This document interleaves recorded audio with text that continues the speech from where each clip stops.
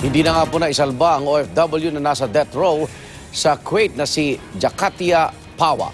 Ilang oras bago siya bitayin, nakausap pa ni Jakatia ang kapatid niyang si Lieutenant Colonel Angaris Pawa ng Philippine Air Force. At nasa linya po ng telepono ngayon si Lieutenant Colonel Pawa. Colonel Pawa, magandang umaga po. Good morning po. Kung mamarapatin po niyo, maaari niyo po bang ibahagi yung napag-usapan niyo ni Jakatia? Ano po to? Tumawag siya ilang oras na lang po bago siya bitayin? Actually, yung kahapon na umaga, mga around 5 o'clock in the morning, Opo. siya mismo ang tumawag sa akin.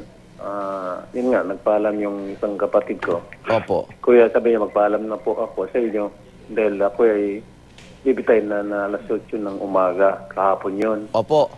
So, yun nga, nabigla nga kami dahil siyempre, siya pa mismo ang tumawag sa amin. Dapat sana ang tumawag. 2 to 3 days dapat siyang bibitayin. Dapat yung imbada ng Kuwait dapat. Ibig sabihin, nung tumawag ho si Jakatia sa inyo, wala siyang katabing anumang kinatawan ng gobyerno natin? Wala po, wala po. So, ano nangyari sa kasong ito na tatlong administrasyon ho pala ang inabot po nito? Tuloy ho ba yung komunikasyon sa inyo ng mga dapat ay tumutulong? Actually, every time pag ang kausap ko yung kapatid ko, doon lang ako kumukuha ng information sa kapatid ko. Kapatid sabi niyo? ko, anong development ng kaso mo? Opo. Kuya, ito nga, sabi niya, naghihintay ako kung ano man. Yan lang man ang nag-ano sa akin.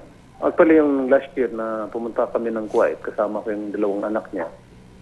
Maganda sana yung outcome kasi may assurance na binigay ng abogado niya, Oo. na si Atty. Pausia Oo. Al-Sabah. Kamag-anak mismo ng president ng Kuwait. Ng Kuwait, oo. Yung sabi, by next year 2017, pagbalik mo, dala mo na yung kapatid mo. Dala mo na? Yun pala, Oo. yan. Yan ang sabi, makalabas na. Yan pala, pabaliktaran pa ng pangyayari. Dala pero hindi buhay, no? Yan na nga. Anong sinasabi ng kapatid niyo dun sa paratang sa kanya? Kulang ho ba yung depensa, Colonel? Kasi hindi siya pumatay dahil ang sinasabi mo, yung sinasabi niya, yung nanay mismo nung bata. Yan lang po yung tinanong ko siya. Siya mismo, yung nanay talaga ng biktimang pumatay doon. Oho. Pero ang sinasabi po naman ng DFA, nagmatigas daw ho yung pamilya at yun ang naging problema po ng ating mga kinatawan doon, Colonel. Yan na nga po. Dahil yung mismo kausap ko yung abogado niya, kasama si Ambassador Villa. Opo. Ginagawa naman lahat ng effort ng mga si Ambassador. Opo. Opo.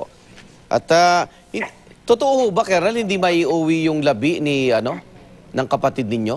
Actually, nagdesisyon na rin kami lahat magkapatid. Oo. Kasi sa batas kasi ng Muslim, sa Islam, within Opo. 24 hours, dapat may living siya. So, Opo. pag inuwi pa namin ng Pilipinas, baka pagdating siguro dito sa amin sa Zamboanga, Opo. wala na yung kapatid namin, makangangamoy na yun.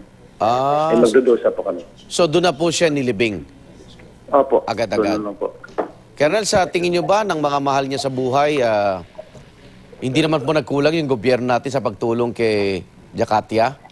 Hindi naman nagkulang yung government, yung gobyerno natin. Kasi tatlong administration, talagang tinututukan naman yung Yung kaso. ang kaso ng kapatid ko. Opo. Kaso lang, yung parents ng victim, nagmamatigas talaga dahil ayaw makipag-negotiate. Opo. Kasi mayroon naman nakalad na blood money, blood Oo money nga doon. po, sa batas nila, opo. Opo. Opo.